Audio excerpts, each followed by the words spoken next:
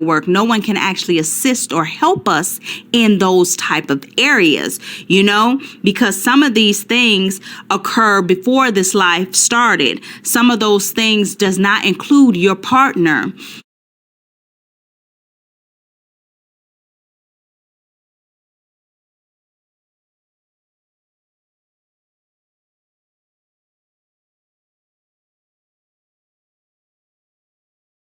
And what we're going to talk about today is the occult meaning, the hidden meaning of the actual devil card.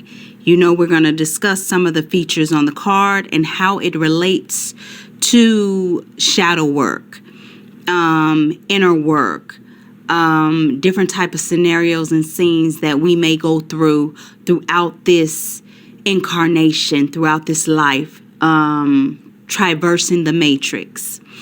So the first thing I'll start off is by saying it deals with the masculine and the feminine. And it deals with the different type of energies of both. The masculine has very fiery energy sometimes, a more type of thing when it comes to them. And sometimes we can be sweet, as you can see, far as the fruit. Sometimes this life requires us to be a little softer sometimes than the masculine. And some of us feminine can sometimes experience that we're only so tough and hard is because we have to be. And some of us don't want to be, but this is a position that, you know, the world may have placed us in, and we have to kind of like, some of the single moms have to put on that role if we have sons, or if we want our daughters to grow up in a certain way. So we might have to play both roles, whereas we're embodying both the feminine and the masculine, you know. I know this life, and especially within the spiritual type of aspect, we're supposed to balance, but sometimes that gets a little off kilter when we're carrying both baggages. We're trying to be both, and that's not always easy.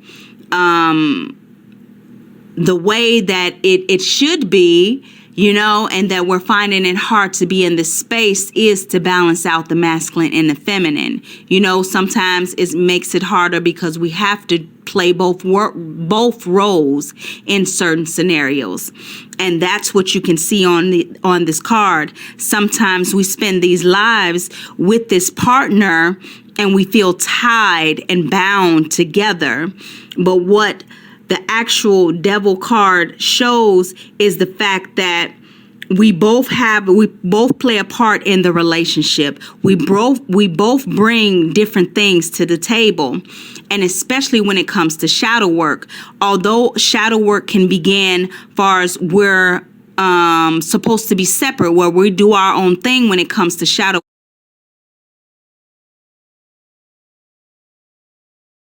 work. No one can actually assist or help us in those type of areas, you know, because some of these things occur before this life started. Some of those things does not include your partner.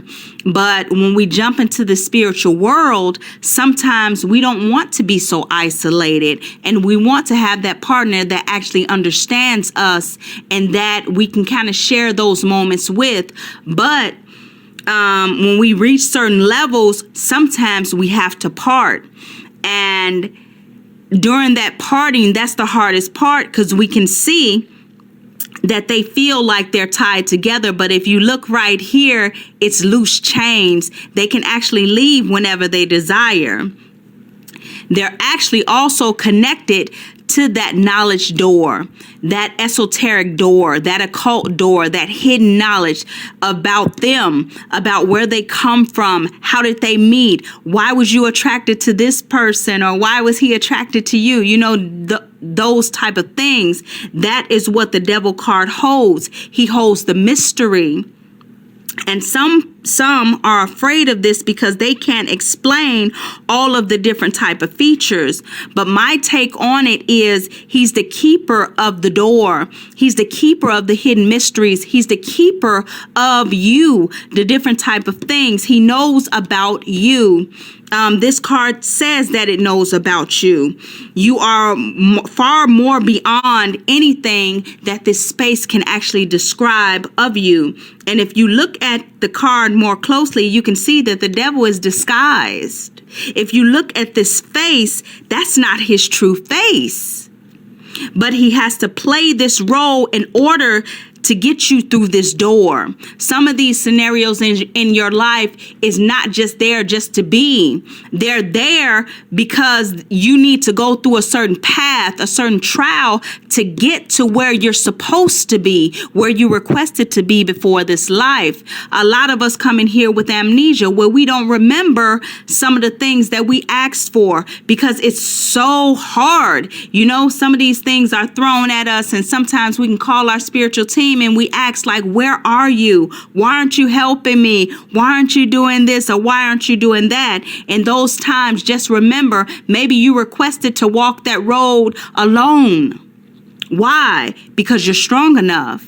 And that's what this devil card represents, your strength. It represents all your spiritual team being hands off while still guiding and lighting that light and leading you the way that you're supposed to go. You know, they hang in the shadows away, giving you more space to do what you want. You know, they don't have to shield you because you're already strong enough to shield yourself. You have it.